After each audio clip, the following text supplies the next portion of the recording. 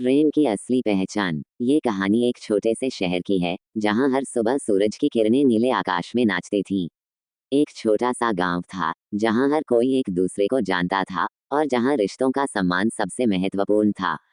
इस गांव में एक लड़की साक्षी और एक लड़का अर्जुन रहते थे। साक्षी एक सुंदर, समझदार और बेहद संवेदनशील लड़की थी। उसकी आंखों में वो मासूमियत थी जो किसी भी दिल को छू सकती थी। अर्जुन एक कड़ी मेहनत करने वाला लड़का था जो अपने सपनों को पूरा करने के लिए कठिन परिश्रम करता था। साक्षी और अर्जुन बचपन से ही अच्छे दोस्त थे। दोनों एक दूसरे के साथ बचपन की शरारतों में खो जाते थे, लेकिन जैसे जैसे समय बढ़ा उनकी दोस्ती और गहरी होती गई। दोनों के बीच एक अदृश्य बंधन था जो समय के साथ और मजबूत हो गया। लेकिन एक दिन ऐसा कुछ हुआ जिसने उनकी दोस्ती को एक नई दिशा दे दी। पहला मोड़, दिल की धड़कन। एक दिन साक्षी और अर्जुन गांव के पुराने बगीचे में बैठे थे। उनके आसपास हरियाली थी और उनकी बातें सिर्फ उनके बीच की दुनिया में खोई हुई थीं।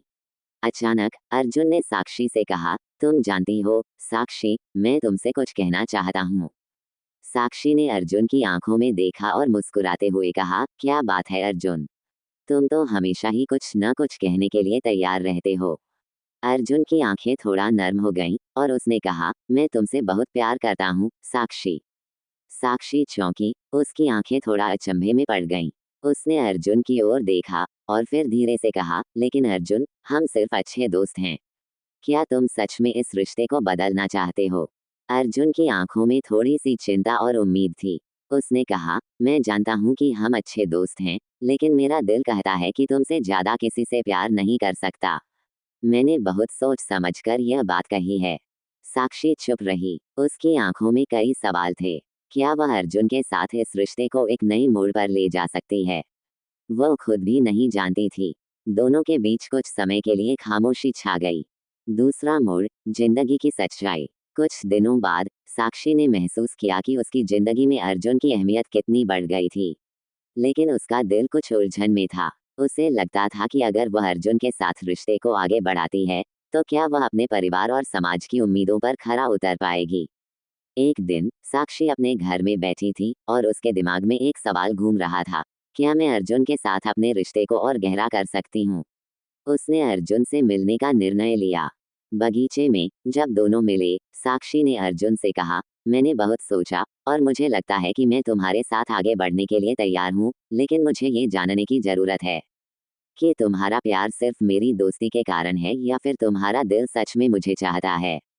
अर्जुन ने साक्षी की आंखों में झांका और कहा, मेरा प्यार सच्चा है साक्षी। तुम्हारे साथ बिताए हर पल ने मुझे यह एहसास दिलाया है कि तुम ही वह हो जो मेरे दिल की सारी चाहतों को पूरा कर सकती हो। साक्षी की आंखों में आंसू थे, लेकिन इस बार वे खुशी के आंसू थे। वह जानती थी कि अर्जुन का प्यार सच्चा था। तीसरा मोड़, समय की परीक्षा। साक्षी और अर्जुन के रिश्ते में एक नई शुरुआत हुई, लेकिन उनकी राहें हमेशा आसान नहीं थीं। अर्जुन को एक बड़े शहर में काम करने का प्रस्ताव मिला था और यह उसे अपने सपनों को पूरा करने का अवसर देता था। लेकिन इसका मतलब था कि वह साक्षी से दूर हो जाएगा। एक दिन अर्जुन ने साक्षी से कहा, साक्षी, मुझे एक बड़ा अवसर मिला है। मैं शहर जाने का सोच रहा हूँ। क्या तुम मुझे समझ पाओगी? साक्षी की आंखों में मायूसी थी, लेकिन उसने मुस्कुराते हुए कहा, मैं जानती हूँ कि यह तुम्हारे लिए बहुत महत्वपूर्ण है अर्जुन। तुम अपना सपना पूरा करो, मैं तुम्हारे साथ हूँ। अर्जुन और साक्षी के बीच यह फैसला बहुत कठिन था, लेकिन दोनों जानते थे कि सच्चा प्यार कभी दूरी से नहीं खत्म होता। अंतिम मोड़, प्रेम की असली पहचान। वक्त बीतता गया और अर्जुन ने शहर में अपने सपनों को साकार किया। साक्षी ने भी अपने जीवन में कई मुश्किलें झेली, लेकिन वह हमेशा अर्जुन की यादों में खोई रहती थी। कुछ सालों बाद अर्जुन ने एक दिन साक्षी को फोन किया और कहा, मैं वापस आ गया हूँ साक्षी।